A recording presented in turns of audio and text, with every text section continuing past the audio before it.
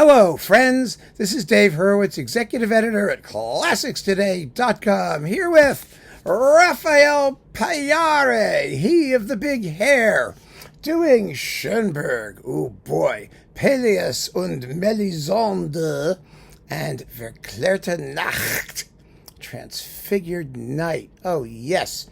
This is really a terrific disc, I have to tell you.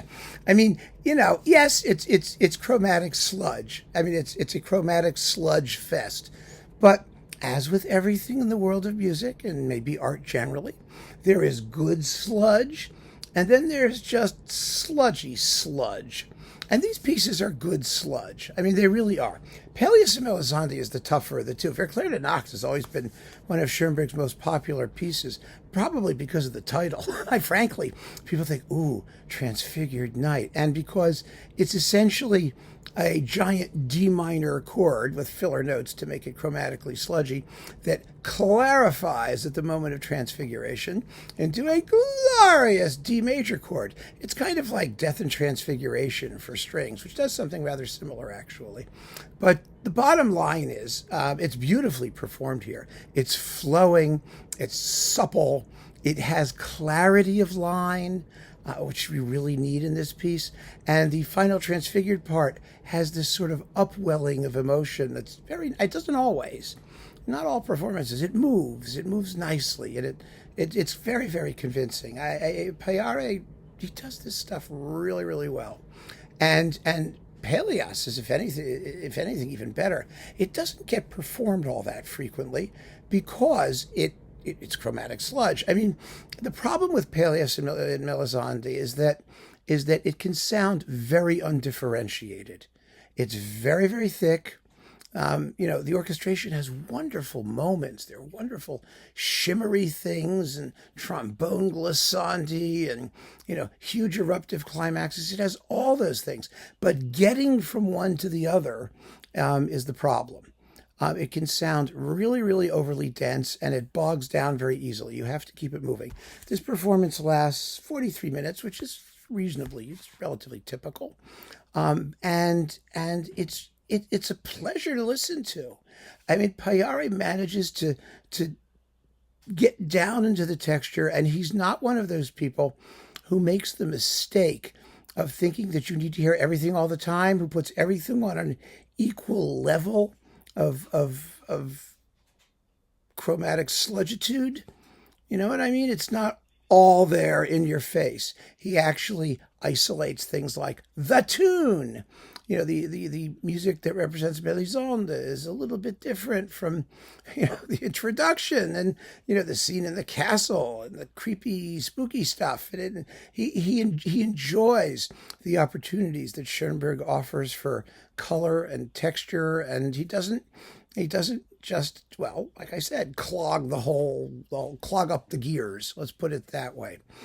He is helped to no small degree by the fact that the Montréal Symphony Orchestra plays very, very well for him.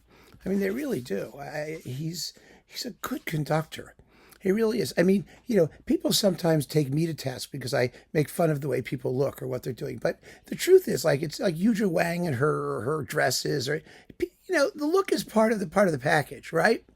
I mean, remember Leopold Stokowski, with the hair coming down, that fabulous story with Leopold Stokowski when he was married to Gloria Vanderbilt, and Gloria Vanderbilt's friend comes and, and he opens the door and he's in his tatty bathrobe and his hair's all over the place. And, he's sitting and entertaining her until Gloria comes down and her friend turns to her and says to Gloria, "I was just having the most wonderful conversation with your grandmother." They look this way on purpose. Right? It's part of the package. So the issue is not that you shouldn't mention the fact that they have a distinctive look. The question is there substance underneath it? Is there anything beyond that justifies that we look at them? That's the whole point. They're saying, hey, look at me. Listen to me. Listen to what I can do. And if we pay them the attention that the look seems to suggest, I mean, look at this. He's got the hair. He's got the priestly collar. I mean, it's all just wonderfully, conductorial and, it's theatrics, isn't it? So the question is, are they worth the attention? Some of them I have heard recently, have not been worth the attention. I think Payare is definitely worth the attention. Definitely, for sure. I mean, his look is distinctive and his conducting is distinctive. This was a very, very enjoyable disc of music that is not easy to put over. But it was colorful and exciting and beautifully recorded and first class. And so if you're looking for a good new Pelleas and Melisande, which you should be, frankly, because like I said, it's kind of a rarity. It's a special work. And there are certain, like reference versions of it, like Carillons, for example, and, maybe one or two others, but not a lot, really not a lot.